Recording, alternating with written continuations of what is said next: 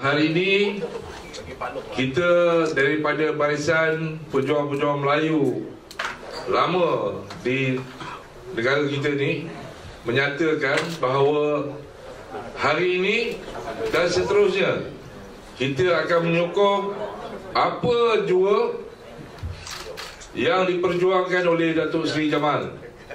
Jadi sebarang pertikaian ataupun sebarang permasalahan kita harap harus dipahami betul-betul kerana kita berniat untuk mempertahankan negara kita daripada kacau bilau, ya, huru-hara yang ditimbulkan oleh puak-puak LGBT ini ataupun baju kuning. Apa yang dilakukan oleh Datuk Seri Jamal adalah hasrat kita, sebab kita tak suka.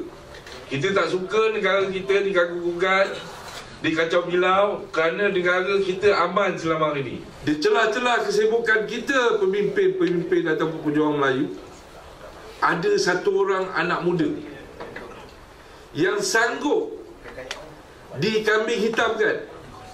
Saya respect dengan Datuk Jamal kerana beliau melaksanakan tanggungjawab yang mana kita tak mampu buat, kita terlepas pandang nak buat. Hidup Datuk Seri! Hidup!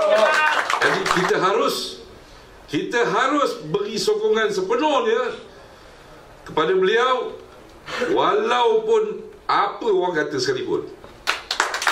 Takbir! Allah!